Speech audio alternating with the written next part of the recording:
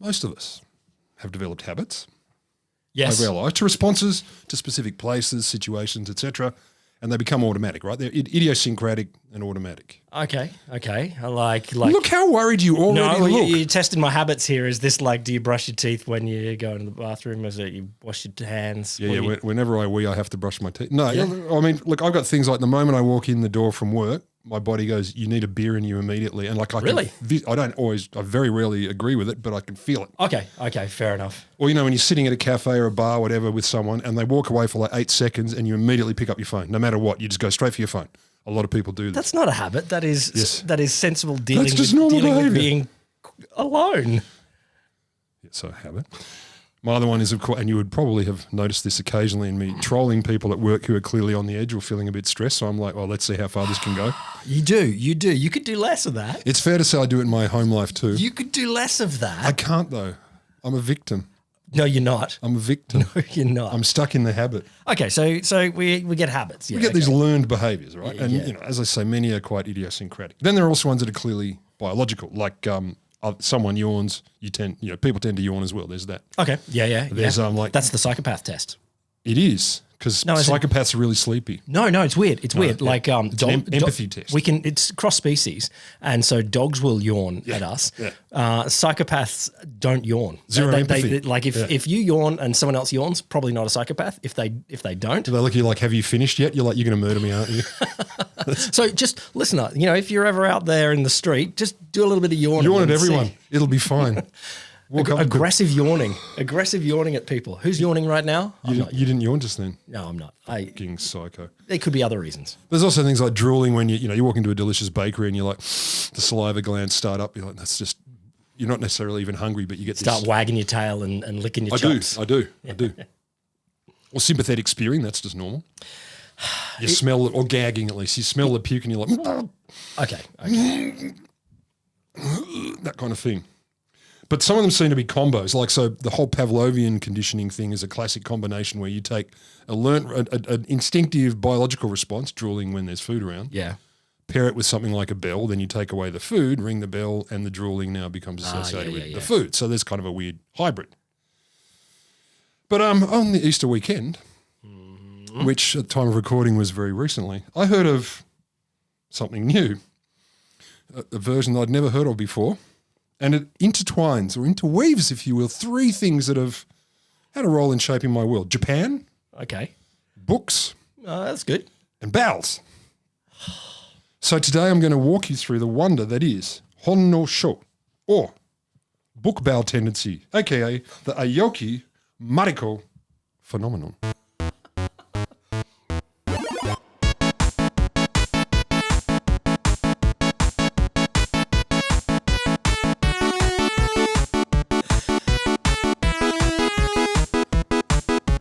Welcome to the Wholesome Show. The podcast in which two academics knock off work early, Grab a beer. maybe two, and dive deep and hard down the rabbit hole. That's what we do. We do. I'm Will Grant. I'm Rod Lamberts. And book bow. Book bowel. Like. We're not keen? Okay, give it to me. Give me the Japanese word again. Well, no, first I have to thank my sister-in-law, Beck, who, much more sophisticated human than me, which is hard to believe, brought this to my attention over the Easter weekend as we were stuffing our gizzards with wines and chocolates. And she said, have you ever heard of this? And I said, I have not, and I'll be recording that next week. So your authoritative source here is relative. Does that count as peer-reviewed literature Not here? blood relative, so it's okay. No Okay. bias. Yeah, right. I said, have you heard of this? I said, send me a link. And she sent me, look, I have to confess up front, a lot of this came from the Wikipedia article. I looked at other things, Okay. but the Wikipedia article is extensive. All right. Point one, I will concede here. There is a Wikipedia article. Yes. When you raised the concept of book bowel, I was like, this sounds to me like one person just telling you something. And also, I've written a book about my bowel. listener, you may be listening to this at different times during the year. We were closely around April the 1st at the moment when this came up. And I can imagine someone going, what would get this guy? What is going to get him? Some combination It's my crack. book, Absolutely. book bowels. Absolutely. So 1985, volume 40 of the Hon no Zasshi, or book magazine. So it was published in Japan. There was a contribution by Mariko Aoki, who was, quote, an otherwise little-known 29-year-old Japanese woman from Suginami City in Tokyo. Okay. So in her contribution, which Google Translate took from the Japanese and made into the title, I'm in trouble with having a fecation when I go to the bookstore. Fecation? Fecation. It missed the D for the fecation. The woman wrote, I'm not sure why, but since about 2 or 3 years ago, whenever I go to the bookstore, I'm struck by an urge to move my bowels. I'm not sure why either. If I had $1. Okay, 2 years. She wrote an article. Good on. Well, she wrote a submission to the Hon no Zasshi book magazine, and the chief editor apparently published it because he thought it was amusing. Well, who is not going to publish that? I accept. It's chortly. You're like, this is going to be good. People in 30, 40 years will be podcasting about this silly topic. So he was entirely sentient about it. I'm gonna put this up. But did he have a little grain of skepticism? Because he would have checked the Wikipedia page, and first he would have said there's no Wikipedia. Yep. And second he would have gone, there's no internet. There's again. Yep. But I'm not finding anything on this book about. Third, he would have dived into the archives, Yeah. which would have been like a bookstore. Boom, shat himself. So that's okay. All right, he did do it. None of that happened. All right, what do we got? So very soon after the piece appeared, so this is volume 40, a whole bunch of people sending contributions themselves to the editorial department saying, I've had similar experiences. Now, I'm maintaining skepticism hat here for a second. A whole bunch of people wrote in, yes, but we know from previous episodes that we've talked about, just because one person writes in, it doesn't mean the other people writing in also have it. They're like, oh, I'm gonna make up my own things. We've had what hysterical bookstore pooing. Well, no, like weird musical-based injuries. We have, and you get a bunch of medicos writing in and go, I've got violin nose. I've got. Oh yeah, it was guitarist. I've got guitar nipples. underpants. No, it was cellist's nipples. I think. Some of them are legit, some of them were not. But all I'm saying is, you could imagine a little moment here where someone says, "I have book bowel," and everyone else as well. You know what I've got? Me too. I've got orgasm butcher. I've got. But who doesn't? I mean, a nice fresh cut. I was just trying to combine a shop and a bodily fluid. I'm fine. Don't you do that? I walk into a butcher shop and it's all I can do not to climax. Sneeze petrol. I don't know. So there are so many responses and they were so various that in the very next issue, or volume 41, same year. We're devoting a special? This is the book bowel special. Well, they had a feature article called The Phenomenon Currently Shaking the Bookstore Industry! ! Mariko Aoki herself added some details to her experience. Just to clarify here, this is a Japanese magazine, so I'm assuming all of the responses were from Japan. From the Nihon people. Yeah, okay. Just to Nihonjin, if you will. Just to put a bound on this cultural phenomenon. I mean, maybe it will cross the door. Maybe, listener, after this, you may develop book bowel syndrome. If so, you may already have it, and we support you. Well, it's not our fault. No, but we support you. If so. So this feature, as I say, Mariko Aoki herself had added some details by this point. She said, when walking around in circles through the bookshelves in a bookstore, she'll suddenly want to go to the bathroom. The phenomenon occurs when she has been in a bookstore for an hour or more. Takes time to really get the juices flowing. Okay. I mean, maybe she's a 24 times a day person. Maybe like an hour. Like normal, you mean? Normal. Like an hour is all she needs between movements, and she's... no, that's all she can tolerate between movements. Yeah. She said it occurred no matter what type of book the store had, and it never happened to her in a library or a secondhand bookstore. What? Only new bookstores. New books? It's a new book thing. Okay. Fancy bowels. Clues. Yeah. This is money bowels. Okay. It's a solution for constipation. Did she always go to a bookstore at a certain time of day? Because no. I don't want to disclose too much here, listener, but you know, a lot of people are on a rhythm, and it might be you get your coffee and then you poo. Well, she might get her coffee, go into a bookstore, and then she's like, oh, this damn bookstore. No, exactly. No, nothing like that apparently. No. So any time of bookstore journey. Yeah. So the 14-page feature, which I just think, damn, they presented these various perspectives and experiences of people, and they described it as book bowel tendency.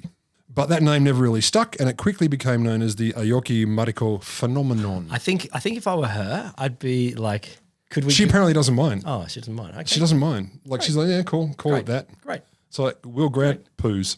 Well, look, yeah, sure. It's not the worst. It's It's not the greatest.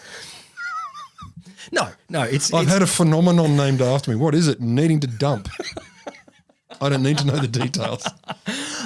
Sure. I think, listener, give us a list of phenomena you would like or not like to have named after you. Particularly not because we're going to make sure it's named after you. But anyway, from this point forward, the awareness of and the debate about the phenomenon really took off. Of course.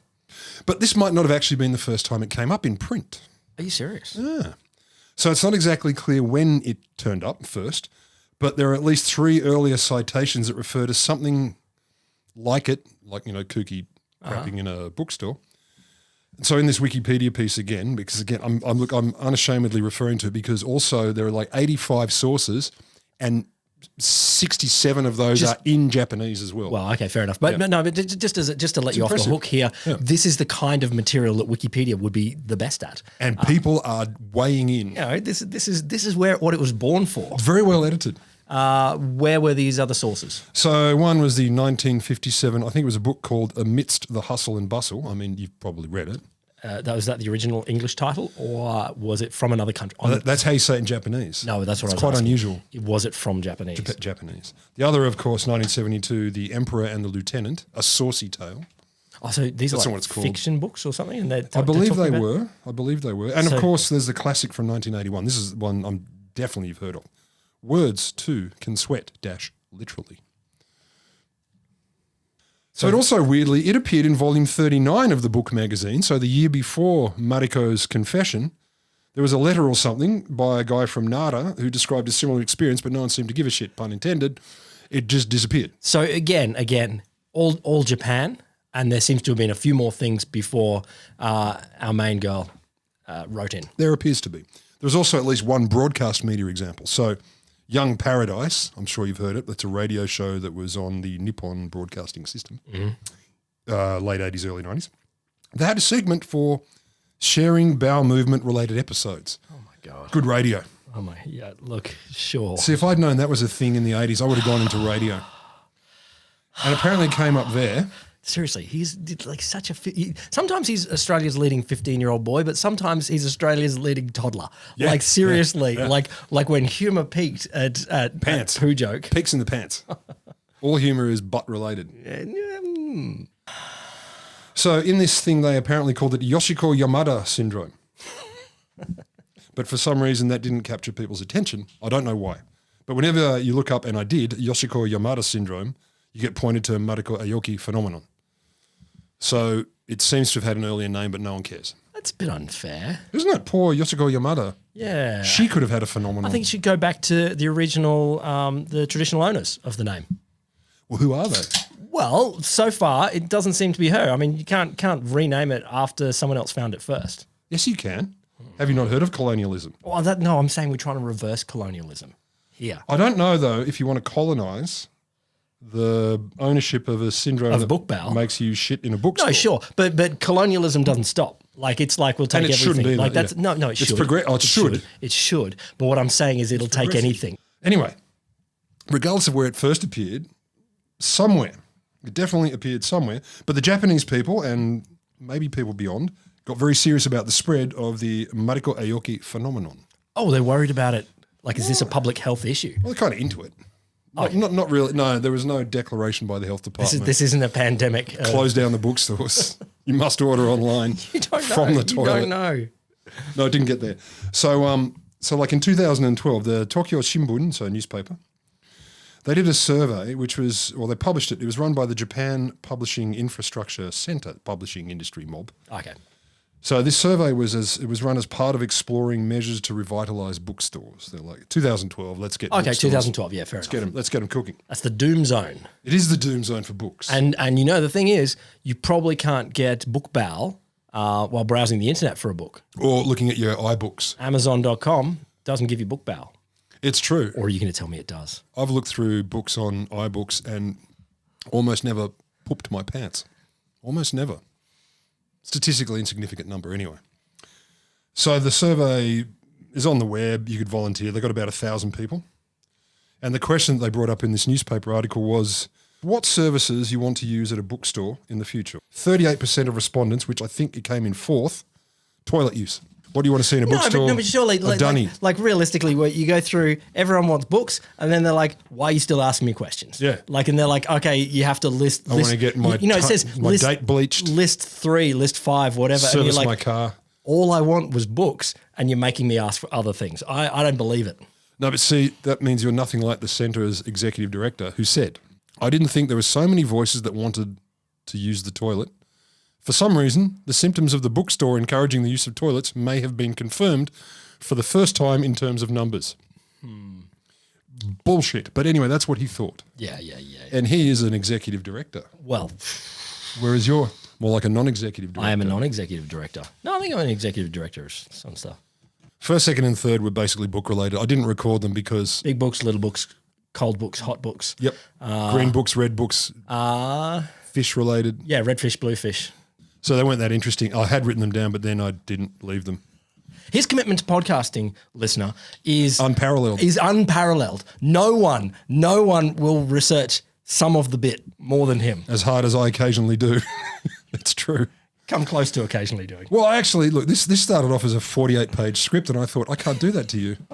I'll bring it down to 6. Oh, okay, so Wikipedia, let's go back to that for more other stories about trying to verify this thing. Approximated, at least in one study that Wikipedia reported on. Wait, study. It was approximated. Well, study. Let's use inverted rabbit ear commas. Okay. Some have approximated, let's put it that way. At least a few million people in Japan have experienced this phenomenon. At least a few million? At least a few million. I love when you go, at least a few. And then you go, okay, at least a few people. Dozen? At least a few dozen. Japanese? When you throw in the million, like that you don't need to say the at least and the few. It's just like that quote from Stalin. Millions. Exactly like the quote from Stalin. Yeah. Another one says, look, maybe it's as many as 5 to perhaps 10% of all Japanese people have experienced it. Whoa! We could call these speculative. This is referred to as a very small scale study, which I tried to look up, but my Japanese is really not that good. A very small study. We asked everyone in Japan and 5%. Yeah, and we got 8 people. Book bowel tendency has no regional differences, so it appears to be Japan-wide. It's but not does like it, does it bleed out of the borders? Like, do we get a little? Does it get a? Well, you can bleed out of the borders.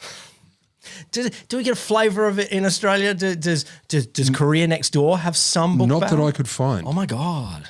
Culture bound syndrome. Yeah. That's what I did my medical anthropology honours on. Oh my God. Have you mentioned your undergraduate studies before? Not to you, but I did mention it to Kurt Cobain when I met him. Fucking hell. Jesus, this guy. He Like, you can't take him anywhere. And you haven't. I'm at your house. Oh my God. This is him taking me somewhere. Come to my house. I'll lock you in a room. Oh my God. I'll let you talk for a bit. You know, I just want to segue. My favorite culture bound syndrome or disease. Taishin Kyosho. No, it's probably not. No, but when I was a kid, you know what the number one fear I had, and this is probably the number one fear of every single kid: spontaneous human combustion. Not only kids. Yeah, well, no doubt. Who wants to die of spontaneous human combustion? It's Irish. Like it's an overwhelmingly Irish phenomenon. Sorry, Irish people, you are the ones most likely to spontaneously human combust. But it's such a cold climate. Well, I don't know. I thought it would have been a tropical phenomenon. But you would think, you would think, but no. All the peoples of the Antarctic, they burst into flames. But that makes sense. That's evolutionary sensible. The Irish, however. Yeah. Okay. That's odd. Very small scale study. So as I say, there's no regional differences as far as they could say. There's possibly a female bias, with women maybe as much as maybe twice as likely to say they've experienced it than men. I know.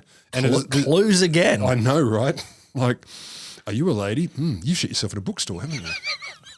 No. To be fair, Japanese lady, I don't think the causality runs in that direction. You don't know? You haven't heard the whole story yet. I think that would be problematic to suggest the causality runs in that direction. Wait till you hear my conclusions. All right. I'm waiting. None of them are related to that. My favourite was, it has also been posited that the tendency is uncommon in so-called, quote, sporty males. So if you're fit, you don't shit. Sporty males. That was my Japanese accent. Did you like it? All right, okay. So there's no apparent clear peak age of onset. However, instances of adult onset appear to be common, so it's not a kid thing, and particularly in the 20 to 30s. Kids, you can't point to this. Like you take a toddler in, and it's like, oh my God, toddler needs to go to the bathroom. Toddlers are made out of shit syndrome. That is, so there ain't no syndrome here. They are the poo phenomenon. Yeah. But it may be because there was another survey which looked at Japanese working women between 22 and 33. So we've hit we've hit the age group. 40 of 150 of them answered yes to the question, have you ever felt a defecation urge when in a bookstore?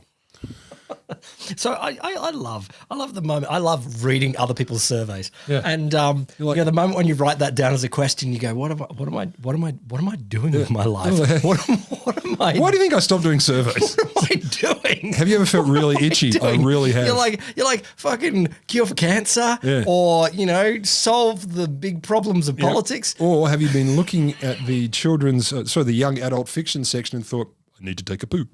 But, curiosity-driven research is very important, and we support, research into all corners of the universe. He doesn't, because some of the things I've suggested he doesn't want me to research. Until we run out. Of the universe? Of research. So a little aside here, I got a personal story, which isn't quite the same, but it's similar. Do you got it? Yeah. We're really tired from cruising around Kyoto, and we walked into this Starbucks upstairs, very, very quiet. Everyone really quiet, headphones, reading books, etc. And I was like... Sounds nice. I've got to go to the bathroom. So did you come off the street? You're in the street and you're like, I'm a tourist. I want to sit down. Tourists got to do what a tourist got to do. I just wanted to sit down. We just wanted to relax. Okay. And then I thought I need to have a wee. Mm-hmm. So I went to the bathroom, and I love Japanese toilets because they're spectacular and technological. But anyway, I peed for a very long time. It was impressive. Okay. I was high fiving myself because it was a very long pee. And because I was kind of bored, it was going straight into the water. And I was like, it was quite loud. I'm like, this is spectacular. Like, whoa, this is fun. And I walked out and I sat down and everyone was being really quiet. And my wife looks at me and says, that was really loud. Like everyone in the bookstore could hear it. Like they could hear it from one end of Starbucks to the other. You are a barbarian. I had no Seriously? idea. No. Do you ever temper your barbarian instincts? I'm doing it now. You should see if it was untempered. My God. I mean, obviously... Oh, Jesus Christ. Everyone there is sitting there just going, that fucking barbarian. Yeah, this monstrous fucking ginger Viking idiot just walked in and he obviously peed on everything. He pees with no dignity. None. No dignity at all. I thought it was funny. I'm like, oh, you can make big splashing noises and blah, blah, blah, blah. But apparently, yes, you could hear it. And just on this, there are certainly cultures where the splashing noise is regarded as something that you absolutely that you want to cover up and never do and not show to other people. But this is a culture where you're supposed to slurp your noodles. So I mean, I'm the victim. I was confused. Are you slurping your noodles? I slurp my noodles too. Is that what you're calling it? I'm just going to go slurp my noodles. That sounds like more of a euphemism. Like if you said to your wife, you're like, getting a coffee, I'm going to go slurp my noodles. She'd be like, sweetheart, that's not the time. That's not how it happened. Anyway, it also became well-known via a 2012, well, not so much well-known, it became clear how well-known it was. It was a quiz show in Japan, 2012. Contestants were asked, what is the name generally given to the phenomenon named after the woman who submitted a letter to a magazine in 1985 about the phenomenon of experiencing a defecation urge when one is in a bookstore for a long period of time? Okay, they're giving some clues here. But 10 out of 20 got it right. They named her. They named the phenomenon. So they got the Aoki Mariko? See, you know it too. I wrote it down. It's happened to you. Oh, did you? You cheating bastard. You with your knowledge of written texts. So it's in the zeitgeist. There are memes about it. Even Seinfeld mentioned it in some book he wrote. No, wasn't there a Seinfeld episode? There's signs up on the wall. Costanza took a book into the bookstore. toilet. Yeah, and they weren't happy. You shouldn't. Do you ever have a poo without reading a book or a magazine though, or your phone? I got my phone. No, but you're not allowed to take someone else's book. Like you can't. Well, she told me that earlier. You can't just go, oh, here's a brand new book off the shelf. I'm just going to go and read this in the toilet. This may be our most awkward moment. You're not allowed to. You shouldn't have a bookshelf near the toilet. You know what I might do? I come into your office one day and I just go, can I borrow a book? I got to, I'm going to. I need some reading material. No. I would let you. You use your own. I would hand you the book myself. Bring your own. I wouldn't take it back from you, but I would hand it to you. So right now you're wondering, like, why does this happen? Yep. I'm going to get to it because first we've got to dive into the symptoms. So the book magazine itself, their reporting team got into it, pulled apart reports, etc. Yeah, let's get a team of crack reporters on this. Submissions from people. Yeah, this is going to get us the Pulitzer. Features. List features of this defecation urge. These features included urgency in the lower abdominal area. We know what it feels like. Does it feel like this? Shivers across the entire body? Well, if it's a good one. You're like, this is going to be a goodie? Yeah, you can tell. You can can tell. I'll be back. I've got to go and slurp my noodles. A pallor to the face. Do you get pale before? No, not often. I mean, I don't think I do. Jeez, I don't want to be detectable like that. Can you imagine? You're in a meeting. I've just got to go and get a drink. No, you don't. A cold and greasy sweat. Greasy sweat. Greasy. A bow-legged gait.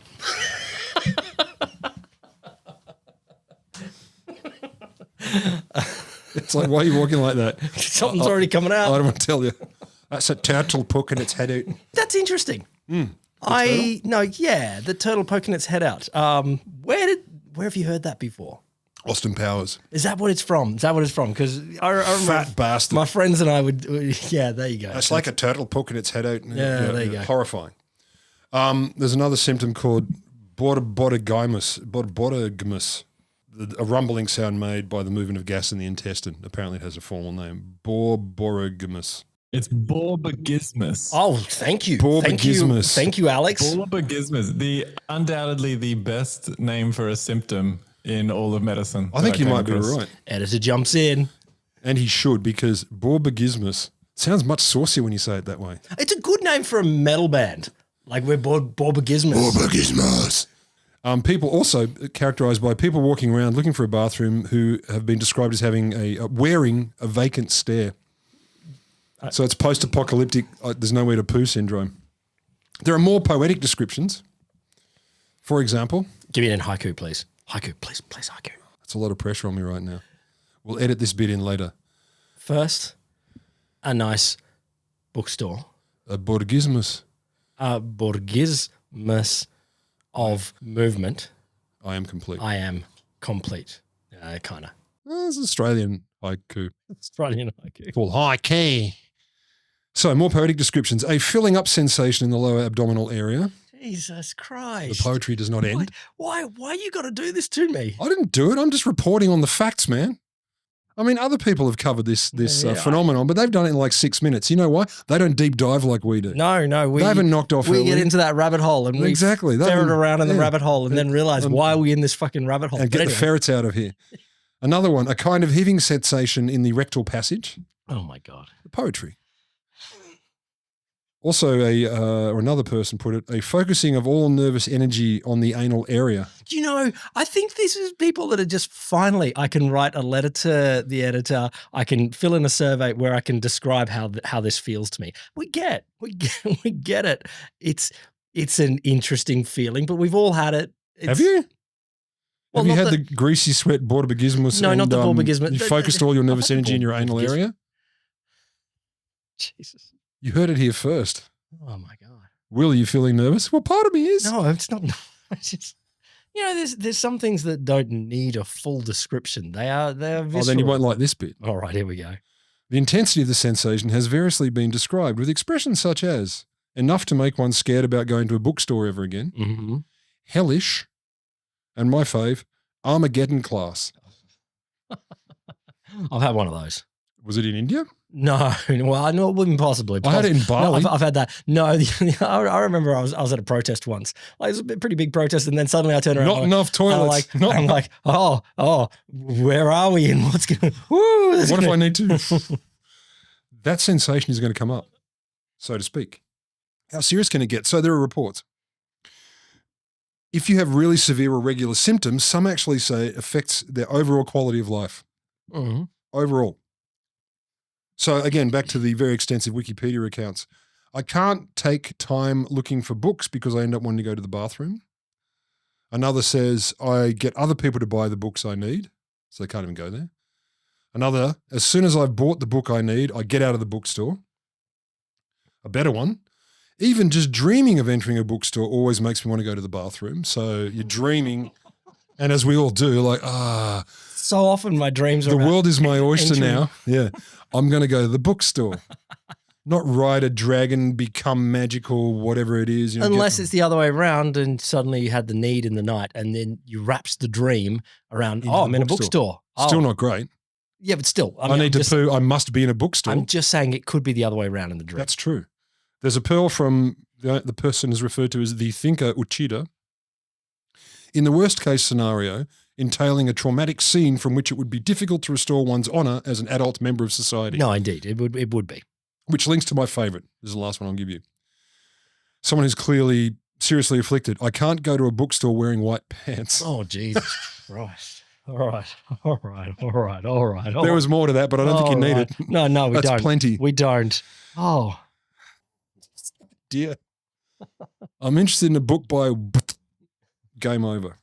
Okay, but so why does it happen? Let's get back to why. Book Magazine, they interviewed a psychiatrist in 1985. He said, look, maybe it's about hyper-responsive reactions to stress. Not the most stressful environment. Not for you.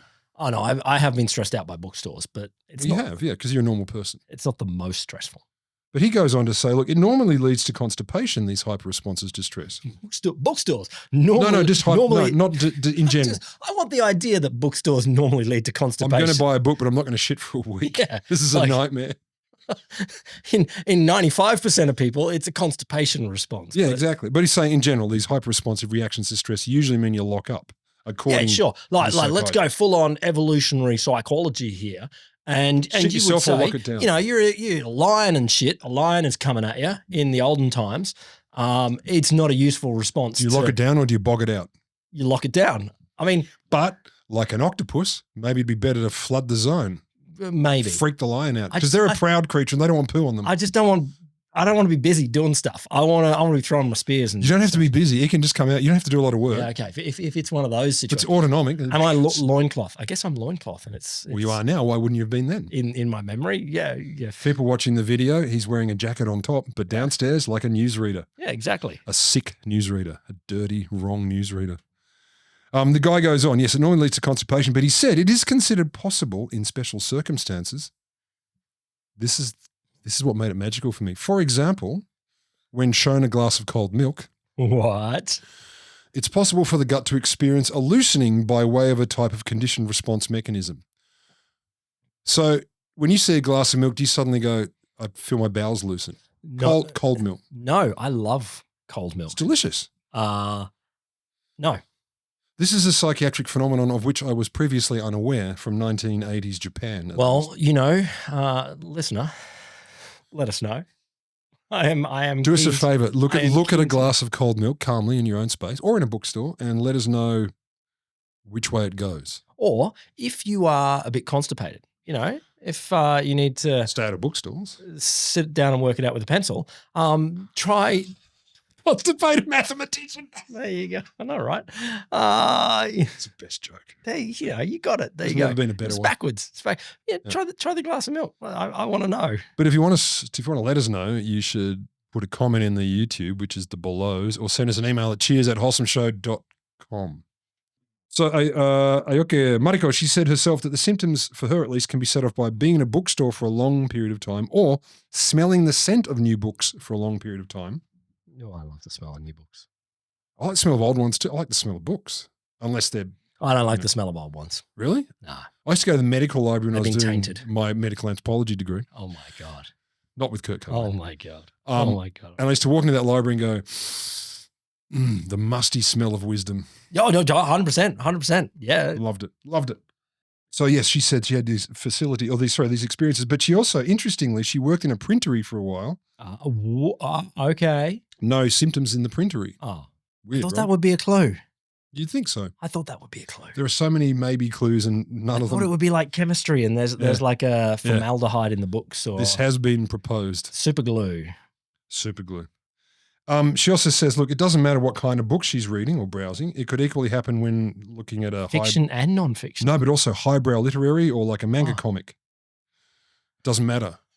In case you were wondering, because we always would like, well, what kind of book makes what you genre? Yeah. When you browse the self-help versus the biographies, which one makes maybe it's you your feel body more, saying get out of this section, like go get a better section, or stay here because you're being constipated for the aforementioned. Yeah. She also noticed the phenomenon may be more likely when she's a bit constipated or on the morning after having a nightcap. I assume she means pussed and or hungover. I assume. I don't know what to do with these. No, neither do I. I'm just putting them out there. I'm working it through with you. Yeah, okay. Makes me feel better. So more Wikipedia stuff. Symptoms are particularly strong when in a large bookstore. Apparently. It readily occurs at English language booksellers, apparently.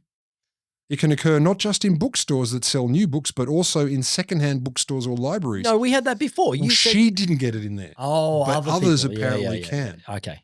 For some or at least one, it occurs only in libraries. Oh, so there are quirks here. There are quirks, idiosyncrasies, if you will. Yeah. I get it in the library. You get it in the bookstore. Fair enough. This is how we. I'm the magazines. You're I'm a dictionary kind of guy. Yeah. A member of the magazine editorial team, the book magazine, said they really get it in the company's archives room. Oh. For some, the moment they leave the bookstore, the symptoms subside. Oh, okay. Yeah. I know. I really need to bulk. Oh, no, I don't. Others have seen it in CD stores. This was at the time. Video rental stores, video game stores. Oh, I like that. Maybe you just needed to poo. It's the rental of culture. That's what it is. You can get a bit of culture. Lumps of culture stored on shelves. That's You got to get one out to get one in. I never thought as crap as removing culture. Yeah, no, that's from what it is. my body. No, that's what it is. I'm going to go and remove some culture. Of course it is. That's better than slurping noodles. I'm going to go and culture dump. Slurping noodles was a euphemism for something else. One person said they were instantly cured after they started a part-time job in a bookstore. Yeah, I get it. Instant cure. So basically it's not clear that we know why, nor that it's only one thing. Oh, but what? I know. But why stop speculating? The smell of paper, some have said. Yep. It could be some kind of irritable bowel syndrome due to pressure surrounded by a huge amount of print, obviously. Mm-hmm. This one I can understand. The habit of reading in the toilet at home, but then you generalize. You're like, well, I read. Sure. But some of us don't only read in the toilet. Some of us read during podcasts. You're allowed to do that? Some book lovers, they hypothesize that being surrounded by thousands of beautiful books relaxes them so thoroughly relaxed, that the bowels as well become thoroughly relaxed. I'll be like that in a map store. I'll be like, holy or an atlas. Here's 10 atlases and they're all beautiful. You'd be. Oh, stop it! Get out of my way! No white pants. Look at all this you. knowledge of geography. Look at the layout. Look at these representations of a landscape. Maybe it's posture. What? Posture. We're doing a bit of leaning down on the shelves. Yeah. I just come down. Or squatting to read. Or you got to get up on your tippy toes. There is a lot that speculates posture, including some quite fruity diagrams. No, okay. So in fairness, in a squat toilet culture, you might be going, oh, let's have a look at the bottom shelf. Let's see what happens when we squat down to. Oopsie poopsie. I appear to have made the poo-poos. I have number 2'd. Fair enough. I have soiled my loincloth. So yes, they're talking about, there's a whole bunch of speculation. It gets more or less complex, but the bottom line is maybe doing that, blah. But there's one that just says, look, maybe it's just anticipatory anxiety. You kind of accidentally flagged this. So you go into a bookstore and start peeking that you might need to go to the toilet or go to a protest, but there might be no dunny.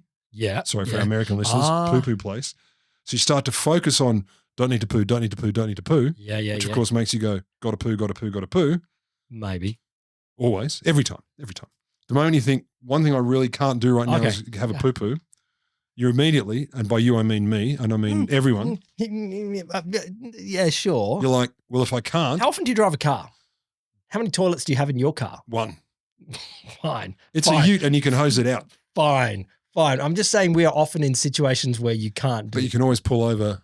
I think the odds of finding a toilet in a bookstore are a hell of a lot higher than in my car? Than in your car. That's true. But the odds of finding books are a hell of a lot higher in the bookstore. Trying to get it into a Gatorade bottle might be hard. Have you tried? Well, I'm just saying it might be. Those of you listening at home, if you can get into a Gatorade bottle, I'll give you Will's phone number. Text him the pictures. Don't. So is it for real? Is this a real thing? That's what you're wondering, right? You're like, I was, but there's a Wikipedia article on it, so at least I'll take that. So it's definitely popular. Some claim it's an urban legend, but it's been a serious discussion topic in many pieces, at least in Japan, since 85. Yep. And in the media. So 1995, so well and truly after the pieces. An episode of the TV show Lifestyle Refresh Morning. Sure. We all know the one. Apparently the topic was favorably introduced. That's all they told me. Mm-hmm. 1998, the TV show called The Real Side of Unan. They did extensive tests and had some experts in. What were the tests? So the only one I could find was they basically got people to smell ink, et cetera, and see if it would make them make the poo-poos. Apparently there was a big response to this broadcast, so there were special segments on multiple occasions after that, like over at least more than a year. From a Men's Health magazine, 2021. So Men's Health, they had a new segment called Ask the Poop Doctor. The doctor was Dr. Samir Islam he's a Texas-based gastroenterologist and an assistant professor of medicine at Texas Tech University. I think though we need a librarian gastroenterologist. Yeah, who's also an MD. I agree. We need the full combination here. So he says, look, the phenomenon, the Mariko Aoki phenomenon, hasn't been medically or scientifically proven. Some say there's anecdotal evidence, blah, blah, blah. He says, but yes, I've definitely heard about it. I've had patients who've come to see me about it. It's more common than people realize, but I think they're just embarrassed to talk about it. He says emphatically it's purely a psychological problem. Who's not going to trust a guy who I think that's wrong. talks about that? Yep. I'll come back to that, but I don't think that's right. Well, we're going to get to the verdict straight after this. So the urgency that people feel with bowel movements can also be found in other areas like parks and museums. So there's a whole other phenomenon out there. A whole other phenomenon. Oh my God. In a library or bookstore specifically, what's likely happening is the effect that arises from feelings of nervous tension in the face of all the information represented in bookshelves. What are you talking about? I don't agree. No, I get that. Do you walk into a bookstore and go, I'm overwhelmed, there's so much here? No, I have certainly had that anxiety. Like I look at a bookstore, like big bookstores, and I was like, Really? oh, there is so much here. I would prefer to just buy individually online. Because I would die before I can read all of these. Yeah, basically. Some versions of that. Yeah. I've never thought of that. Like no, literally. Like I find it much more comfortable to go, I read a great review of whatever book and I'm like, cool, that sounds great. I can buy it online. I don't have to have the anxiety of a whole bookstore. Interesting. If I'm looking for a particular book, bookstore's fine. I'm like, cool, I'm hunting for that. But wandering into a bookstore and going, what will I read? I'm like, no. There's too much here. Too much. So I guess Does it make you want to shit yourself? No. Have you ever worn white pants into a bookstore? Yes, maybe. No, not really. Yes. I want to see records. So, yeah, he basically says there's more scientific support for that idea, and you've just added to it. You've become a N of one. But then he closes with, really, we have no idea. Oh, my God. What's your verdict? What do you reckon? My verdict is, God, it's hilarious. Does it exist? Sure. Yeah. But I think the conditions around it are so probably idiosyncratic and or confounded by so many other variables. I mean, there was a whole bunch of other stuff I didn't include, which is like many bookstores, at least in the past, well, A, existed, and B, would have a coffee shop in them. Yeah, exactly. And coffee, I don't know if you knew this. Yeah, can help. Can lead to the poo-poo stools. I will add to that, like what you're saying there. It's clearly culture bound. Like the fact that it is so precise to Japan suggests there's a culture here. So psychological, yes, but sociological as well. Like clearly either we've talked about it enough that people go, okay, this is a thing. Yeah. And that might be triggering it. So yeah, maybe. And look, I tried to find out where Aoki is now. Oh, okay. Apparently, like I mentioned earlier, she's very happy to be known as, for the phenomenon to be known after her name. Mm-hmm. I couldn't find her. I even went to AI. I went to both ChatGPT and Perplexity and said, like, help me out here. Is there anything on her after this stuff? Why would they know? Because they browse faster than I do. They're terrible at No, Perplexity was great. Okay. It made me smarter. But anyway, I could find nothing. So she came from nowhere, said, I'm the person who shits in bookstores, and then disappeared again. Well, let's see if we can, as a culture-bound phenomenon, let's see if we can spread this to other countries. Good idea. We're going on a road trip. This is a good way to announce it. All right. What else have you been thinking about? Well, here's what I really want to get into. I don't think we've done this. Carrot propaganda from World War II. No, what? No, what? No, we haven't covered carrot propaganda. Yeah. What is carrot propaganda? Bottom line is it would appear that this whole idea that carrots give you better eyesight may have stemmed from the Allies fucking with the Germans. In what way? I'm not telling you. Make them eat too many carrots? Make them not eat enough carrots? It's more like a bait and switch exercise. Like, I don't get Why have they suddenly gotten way better at bombing us at night? Oh, it's because we eat a lot of carrots as opposed to the tech we just developed. Fantastic. It's such a great little story. Oh my God. All right. What do you got? Okay. What do you got? Okay. I got this one comes from listener suggestion from friend of the pod, Adam Rope. So this was a suggestion that came from Twitter. So Adam Rope sent on Adam Sharp's Twitter thread. Now I'll go through this. Two Adams, coincidence? Oh, how could it possibly be? Impossible. But no, Adam Sharp's Twitter thread was a bunch of transliterations where a word from whatever language and what the literal translation was. Yeah. So in Hungarian, Magyar. but the word for shark, and I won't use the word here because I'll explain in a second, translates literally to sea bastard, which I like. Or in Zulu, isiZulu, the word for tears is drama water. Good too. In Greek, the word for protest is anger parade, which I thought, okay, that's really cool. That's really cool. I really like that. Unfortunately, it all turned out to be an April Fool's joke. Oh. I was looking these up, and I was like, how do you pronounce whatever the Greek word there is? And it came up as gullible, and I'm like, hang on. You mean hulibali? And then they all were. They were all different versions of that. Bastard. So Adam Sharp was having a great little April Fool's joke. It worked quite nicely. It was really quite good. But there is a nice thing to be done in transliterations.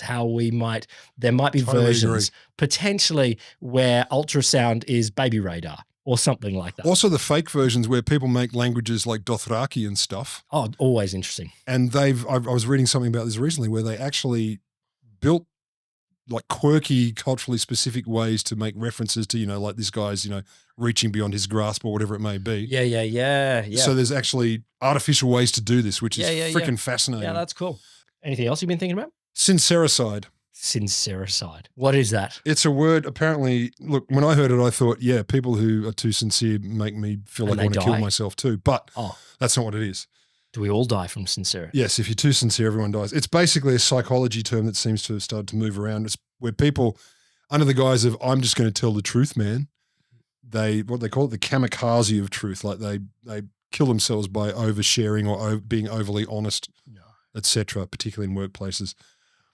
I've heard many stories. I haven't seen it in actually our workplace, but many stories of people close to me where I'm like, you're not just telling the truth. You're being a loud, noisy dick. Yeah. There's a difference between truth and being an being an asshole. Yeah. Oh no, it's just true, man. I'm just telling the truth. I'm brave. And then no, you're a fuckwit. All right. I got one that I've been thinking about. I've been reading a whole bunch of post-apocalyptic dystopian fiction. Love it. Like different versions of it. So I just finished reading the Silo books. Great books. You should they're absolutely worth reading. By John Silo. By John Silo, yeah. Or I've also been reading I'm just picking up now. There's a feminist interpretation of 1984. So in 1984, the original Orwell book, Winston Smith falls in love with the woman Julia.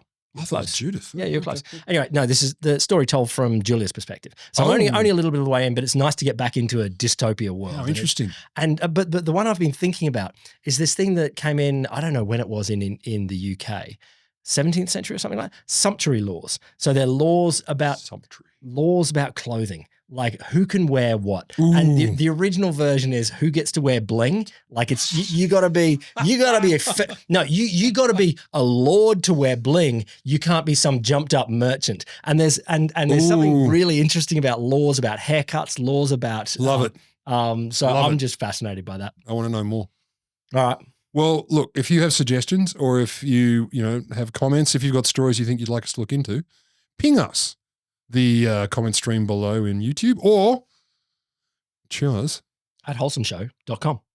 Just a thanks here for a couple of people, Tony Slaughter and Daniel McF. Both of you, of course, this is the legit joke that, if you're thinking about someone escaping an airplane, as our friend DB Cooper was, if you want to know how easy it is to open the airplane doors, just ask Boeing.